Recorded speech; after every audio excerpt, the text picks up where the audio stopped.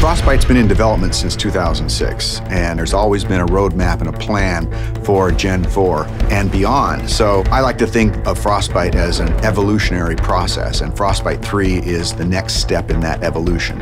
Frostbite 3 is a really powerful tool set. A gamer is going to experience a much more authentic, believable, and realistic-looking game.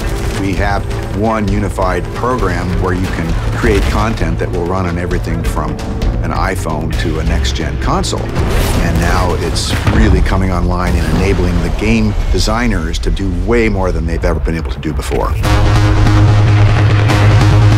We spend significant effort on creating more dynamic and living environments.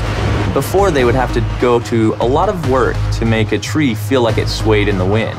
Now we give them the tools to create the tree, and we let the game engine control how the wind affects that tree. Frostbite allows everything to work together. The waves on the beach, the wind blowing the whitecaps, even the clouds overhead all move consistently with the forces of nature. You might see an explosion go off, you'll see the trees nearby shake from the explosion. It's sort of subtle, but it creates this sense of seamless reality. So the large world coupled with a lot of people running around interacting with you really pays off in Battlefield 4.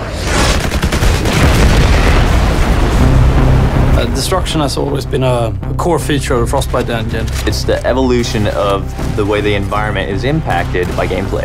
Everything from the smallest spark colliding, but also gigantic chunks of debris that crumble when they impact the ground. The guys on Battlefield 4 have been working on something called Levolution.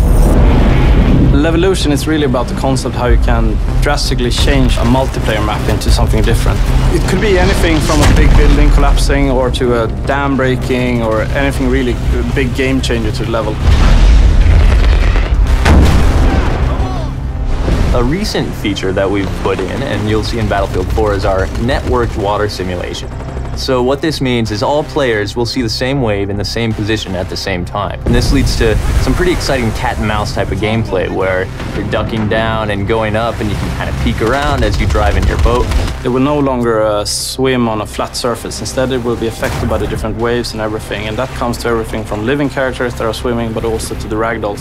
Something like a jet crashes into the ocean, you'll see the water react and the debris will then float on the waves. It's a very, very cool dynamic engine. Things just happen and it seems right. Take cover! In Frostbite 3, we've made a priority of much more believable, emotionally believable characters. There's a whole slew of features in Frostbite that support that, and one of the most important is the way a person's eyes look. The way we render characters is better than ever before. We're doing subsurface scattered models. We have parallax animation in the iris. You'll notice it looks like a real eye. You'll back me up, right? Frostbite 3 is so much more powerful than any engine I ever used before.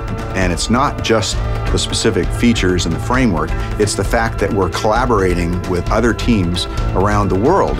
In the past, before we had the Frostbite team, we were building a new engine every time and we were kind of stumbling constantly. Now, to have the team here to focus on new releases with new goodies means that we as a team can focus on the creative side to deliver better games, better experiences. Today it's used by a lot of different genres, so everything from racing games to real-time strategy games and RPGs.